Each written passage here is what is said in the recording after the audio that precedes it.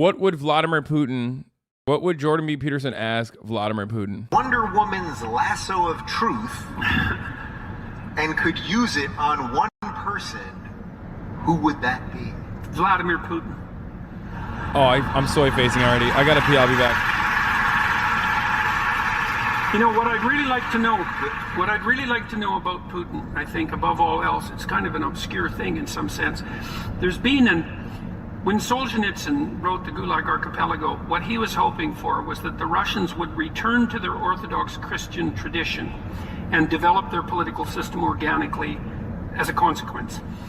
And what's happened since the fall of the Soviet Union is that Orthodox Christianity has been undergoing a revival in Russia, for better or worse, but certainly a revival.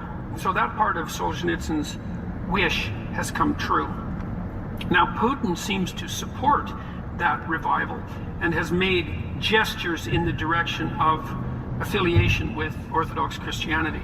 And I'd like to find out if he does believe that there is a power that he's subordinate to, because that would be a real relief.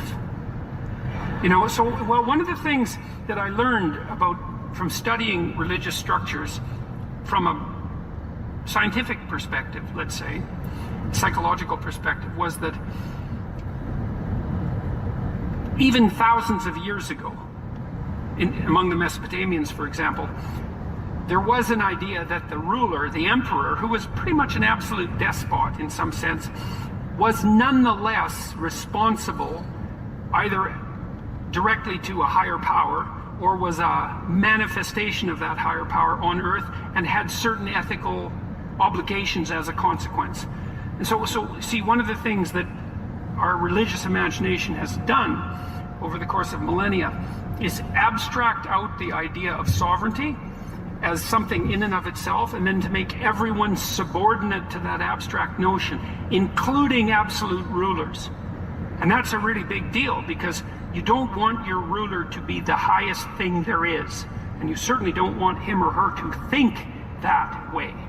You want them to be secondary to some other conception of... I'm so sorry for leaving you guys with this. This is like, he's just so fucking insane, dude. I don't understand. Like, I actually feel like the only reason why you would think this is profound is if you just don't understand anything about anything and you think like an older male figure is always going to use long and convoluted paragraphs to describe whatever her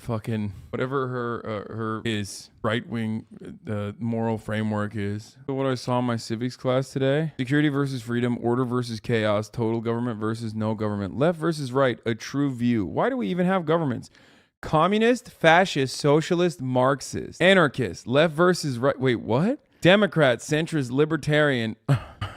Yeah, this is weird. Nazi Republicans are far left according to this. Yeah, that's pretty funny. I mean, they literally say that, for the record. There is 0% chance your fucking civics teacher has ever taken a shower. Okay? You have an anarchist teacher, straight up, and therefore is the crustiest. I've never, like, I mean, this is insanity. Your civics teacher is the crustiest motherfucker I've ever seen. I can smell him from here by looking at this fucking, left-right grid that he has created. And not even like a good anarchist, okay? Like the bad, like the worst anarchist. It's not even an anarchist take, it's an ANCAP take. The worst kind of anarchist. It's a fake Reddit meme. Wait, you have to understand that, like, you say it's a fake Reddit meme, except that teacher could have taken this fucking Reddit meme and absolutely showed it in class. You understand that, right? Which this only goes with my theory that the teacher is a crusty anarchist. And worst of all,